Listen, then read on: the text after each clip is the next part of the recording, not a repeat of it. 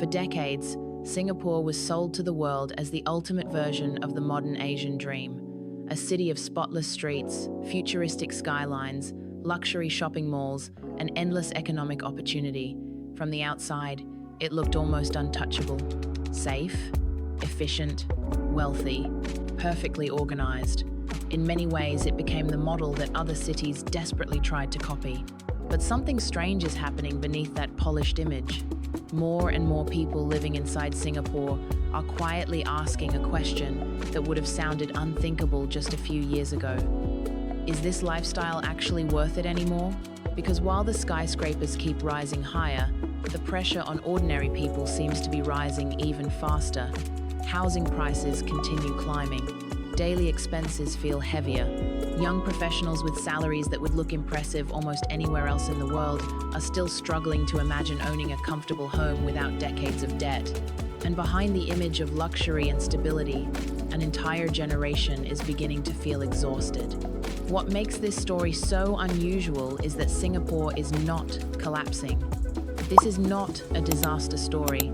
The economy still functions, the streets are still safe, investors still trust the country, tourists still arrive every day. But for many residents, especially younger people, the emotional relationship with the city appears to be changing. A growing number of Singaporeans are quietly moving to places like Johor, Baru, Bangkok, Dubai, or even Australia, searching for something they feel is becoming harder to find at home. Breathing room. Not necessarily more money, not necessarily more luxury, just a life that feels less overwhelming. And perhaps that is the deeper issue hiding underneath all of this. Singapore spent decades mastering efficiency, productivity, and economic growth. But what happens when a society becomes so optimized that the people inside it begin feeling emotionally disconnected from the very system that made the country successful? Because this may no longer be just a conversation about cost of living. It may be a warning about what happens when modern cities become too focused on performance and slowly forget what it actually feels like to live inside them. When people talk about Singapore, they usually describe it as one of the greatest economic success stories in modern history. And honestly, that reputation was earned. After separating from Malaysia in 1965, Singapore had almost none of the advantages most countries rely on. It had no major natural resources, very limited land, and a population that many outsiders believed would struggle to compete against larger neighboring economies. Yet somehow, within only a few decades, this tiny island transformed itself into one of the richest and most technologically advanced places on Earth. The formula behind that transformation was simple in theory, but extremely difficult in execution. Singapore built its entire identity around efficiency, stability, and global business confidence. The government focused aggressively on infrastructure, education, trade, finance, and urban development. Foreign corporations flooded into the country because everything worked smoothly. Streets were clean, crime remained low, public transportation was highly efficient. Bureaucracy moved faster than in most parts of the world. And over time, Singapore became associated with something very powerful in modern economics: predictability. For years, this system created extraordinary prosperity. Salaries increased. The skyline evolved into one of the most futuristic cityscapes in Asia. Luxury shopping districts expanded rapidly. Airports looked like science fiction movie sets. International investors treated Singapore almost like a financial safe zone inside an unpredictable region. And to many people across Asia, moving to Singapore symbolized ambition and success. But there was always a hidden cost underneath that model. A city built around extreme efficiency eventually becomes extremely expensive to maintain. As Singapore grew wealthier, the cost of everyday life began rising alongside it. At first, the increase felt manageable because incomes were also climbing. But over time, something started changing.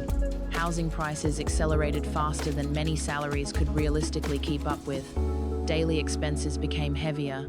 Even simple activities like dining out, transportation, utilities, and childcare gradually became part of a larger financial pressure that many middle-class families quietly absorbed year after year. One of the clearest examples of this pressure is the housing market. For decades, HDB flats were considered one of Singapore's greatest social achievements, affordable public housing that gave ordinary citizens stability and ownership. It became part of the national identity itself. People believed that if they worked hard, they could eventually build a secure future through home ownership. But by the mid-2020s, that dream started feeling much more complicated for younger generations. Even highly educated professionals earning salaries that would seem impressive almost anywhere else in Asia increasingly found themselves overwhelmed by property prices. Many couples realized they would likely spend decades paying mortgages just to secure relatively limited living space. And because Singapore is physically small, land remains one of the most valuable and competitive resources in the country. That creates a psychological effect many outsiders don't immediately notice. The pressure is no longer only about becoming successful. It is about constantly trying to avoid falling behind inside one of the most expensive urban environments in the world. Some residents now describe life in Singapore as running on a treadmill that continuously speeds up. You work harder, earn more money, and achieve more professionally, yet the feeling of financial comfort somehow keeps moving further away. And while Singapore's economy remains strong overall, many residents quietly began questioning whether the emotional sacrifices required to maintain this lifestyle were still worth it. Because eventually, even in one of the richest cities on earth, people begin asking a very simple question. What is the point of living in a dream city if maintaining that dream leaves you permanently exhausted? In Singapore, exhaustion is no longer just a personal problem. It is slowly becoming part of the culture itself. For years, the country built its reputation around discipline, competitiveness, and high performance. From childhood, students are pushed to achieve top academic results. Employees are expected to remain productive, efficient, and constantly improving. Entire careers are shaped around the fear of falling behind in one of the most competitive societies in Asia. And while this mentality helped transform Singapore into an economic powerhouse, many people now believe the pressure has reached a level that feels emotionally unsustainable. There is a word often associated with this mindset, kiasu. Roughly translated, it describes the fear of losing out or being left behind. At first glance, that mentality can seem positive. It encourages ambition, hard work, and persistence. But over time, it also creates a society where slowing down begins to feel dangerous. Many workers in Singapore now describe daily life as an endless cycle of performance. Wake up early, commute through crowded transit systems, work long hours, return home exhausted, sleep, repeat. The pressure does not only come from employers, it comes from social expectations, rising costs, career competition, and the constant feeling that standing still means losing ground. What makes this especially difficult for younger generations is that they grew up hearing that success would eventually bring freedom and stability. Instead, many are entering adulthood only to discover that reaching basic milestones now feels dramatically harder than before. Buying a home requires massive financial commitment. Raising children appears increasingly expensive. Even maintaining work-life balance feels unrealistic in industries where long hours are often normalized. As a result, burnout has become one of the most discussed issues among young professionals in Singapore. But this is not just ordinary workplace stress. Many people describe something deeper, emotional numbness, a feeling that life has become so focused on efficiency and survival that there is little room left for spontaneity, creativity, or rest. And ironically, this exhaustion is happening inside one of the safest and most economically successful cities in the world. That contradiction is important because it challenges the traditional idea of prosperity itself. Singapore succeeded in building an incredibly advanced system designed to maximize productivity. But human beings are not machines. Eventually, even highly efficient societies begin experiencing emotional consequences when people feel constantly optimized instead of genuinely fulfilled. You can already see the effects of this shift in personal decisions being made by younger Singaporeans.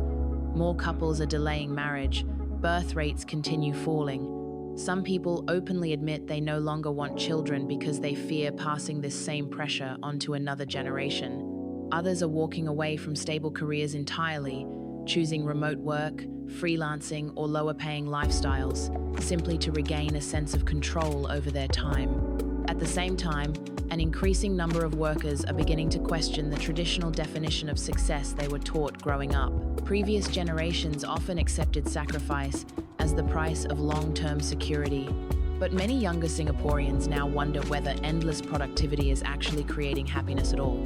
Social media has amplified this feeling even further. Every day, people are exposed to images of slower, cheaper, and seemingly more relaxed lifestyles in places like Thailand, Australia, Bali, or New Zealand. And once people realize alternative lifestyles exist, the emotional grip of hyper-competitive urban culture becomes weaker. Perhaps the most revealing part of all is that many residents are not leaving Singapore because they hate the country. In fact, many still deeply admire its safety, cleanliness, and opportunities.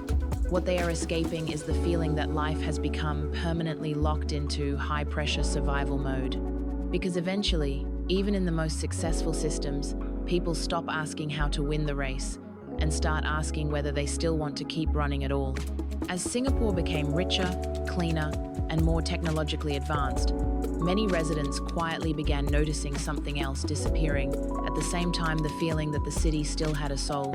For outsiders, Singapore often looks almost flawless. The streets are spotless, public transportation runs with incredible precision, shopping districts shine with luxury brands and futuristic architecture.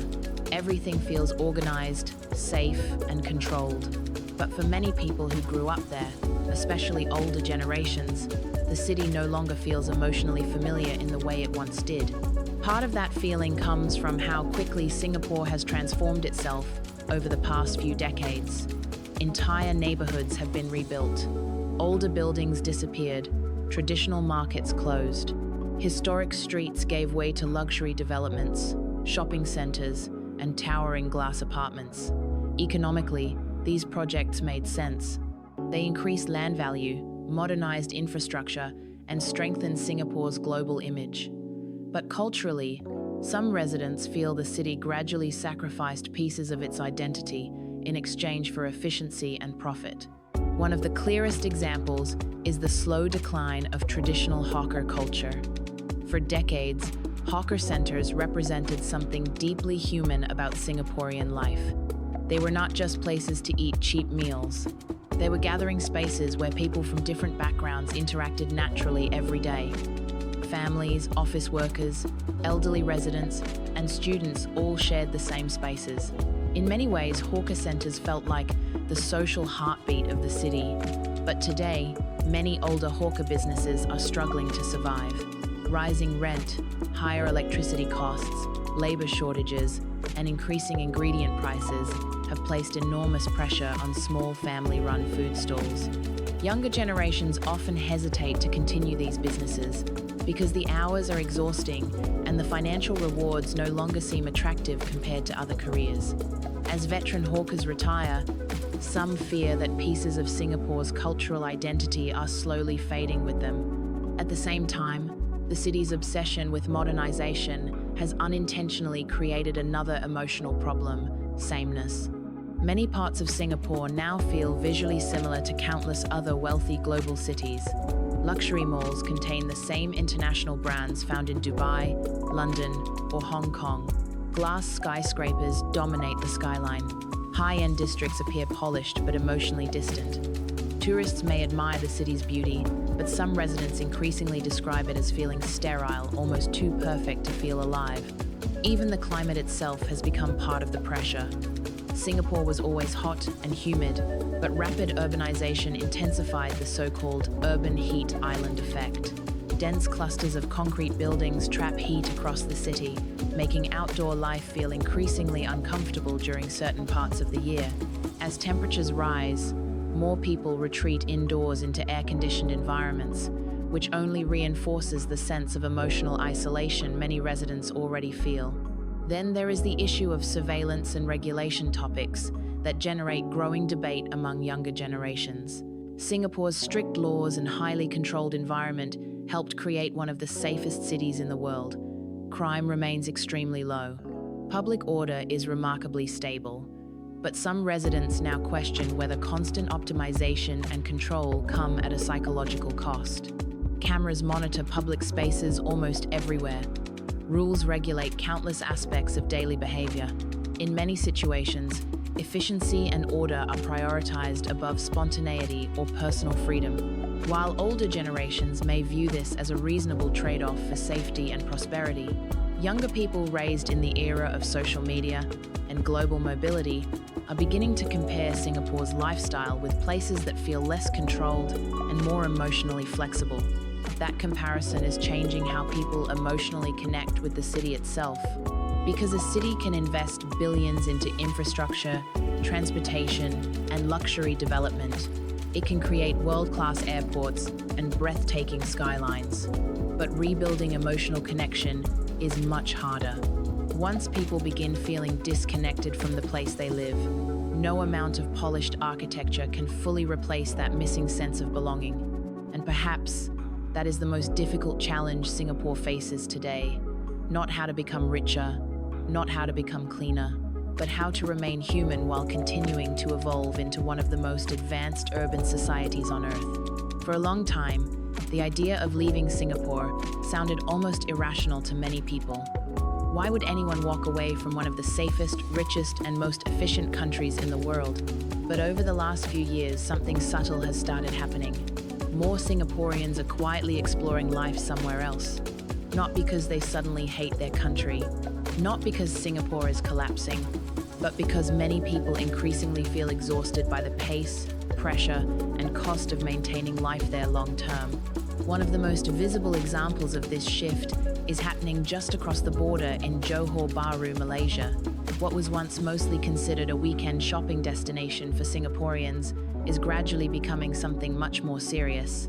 Increasing numbers of families and remote workers are now choosing to actually live there while maintaining professional or financial ties to Singapore. The reason is simple. The difference in cost of living can feel enormous. Housing is dramatically cheaper. Food costs far less. Daily expenses become more manageable. And for many middle-class residents, moving across the border suddenly creates something that feels increasingly difficult to achieve inside Singapore itself, financial breathing room. This trend may accelerate even further as transportation links between Singapore and Malaysia continue improving. For some residents, the idea of commuting longer distances now feels less stressful than remaining trapped inside an economic system where every aspect of life seems tied to rising costs and non-stop competition. But the migration is not limited to neighboring Malaysia. Highly skilled professionals are also increasingly looking toward places like Dubai, Australia, and even parts of Europe or the Middle East. These destinations offer something Singapore struggles to provide at the same scale anymore.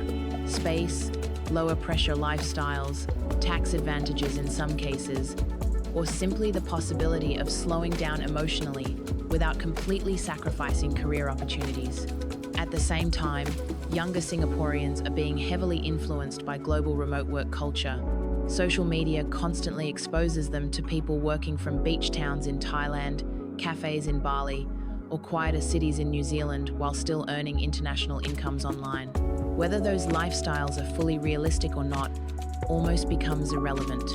What matters is that they create emotional alternatives to the hyper-competitive urban model many Singaporeans grew up accepting as normal. And once people emotionally imagine another way of living, staying becomes psychologically harder. What makes this trend especially important is that many of the people leaving are not struggling financially. Some are highly educated professionals, entrepreneurs, or skilled workers with stable careers. In other words, Singapore is not simply losing people because of unemployment or economic crisis. It risks losing people because they no longer believe long-term emotional fulfillment exists inside the lifestyle the city currently demands.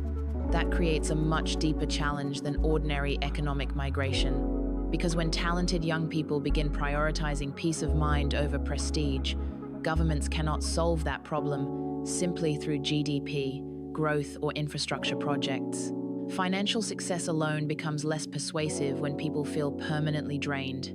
And perhaps that is why the idea of exodus resonates emotionally, even if the actual numbers remain debated. The story is symbolic.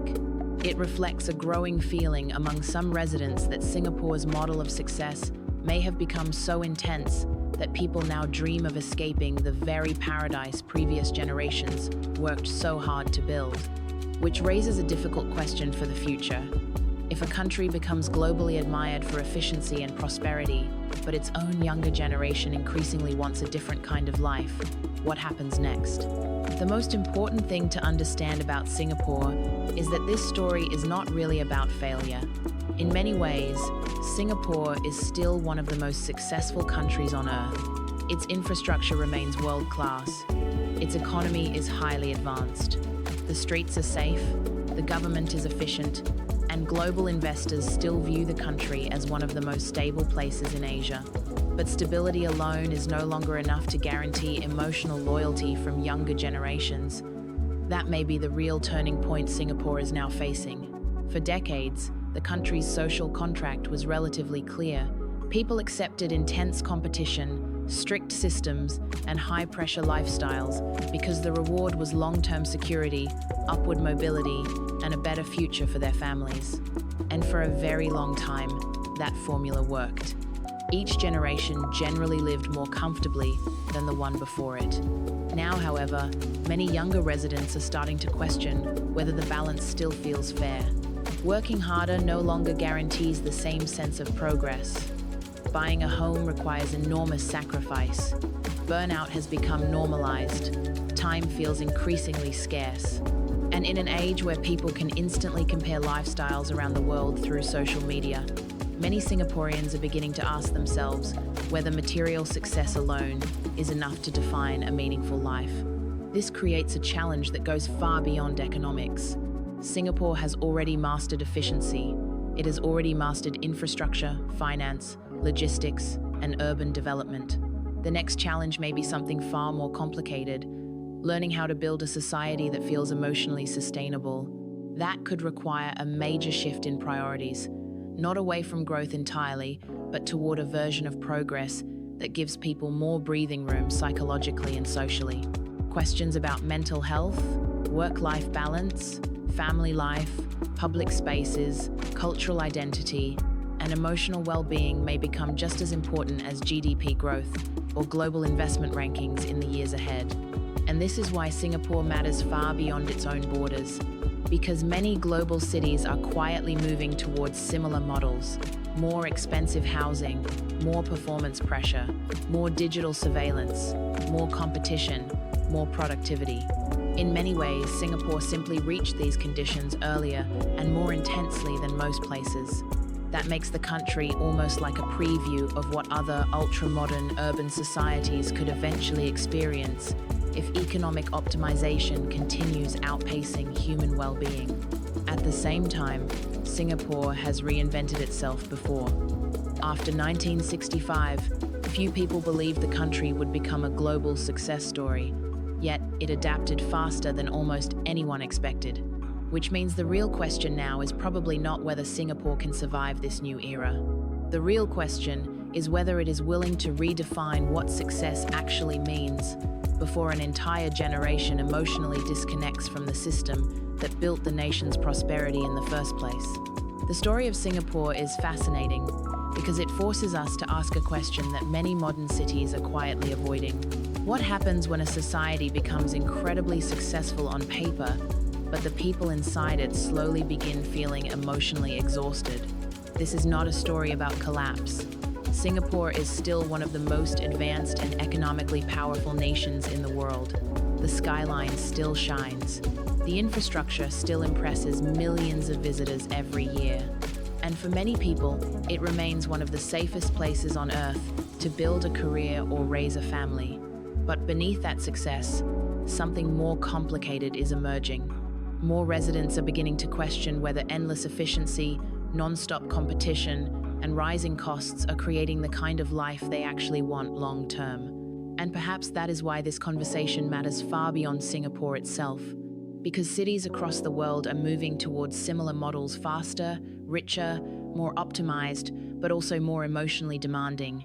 In many ways, Singapore may simply be experiencing the pressures of ultra-modern urban life earlier than everyone else. The country now faces a challenge that no skyscraper or billion-dollar development project can easily solve. How do you maintain economic excellence without making ordinary people feel permanently overwhelmed by the system surrounding them? And maybe that is the biggest irony of all. Singapore spent decades building one of the most efficient societies ever created. But now, the future of that success may depend on whether the country can make life feel human again. So, what do you think? Would you trade comfort, safety, and financial opportunity for a slower and less stressful life somewhere else? Or do you believe Singapore's model is still the future that other cities will eventually follow? Let us know your thoughts in the comments below. And if you enjoyed this video, make sure to subscribe for more deep dives into the hidden realities shaping modern cities around the world.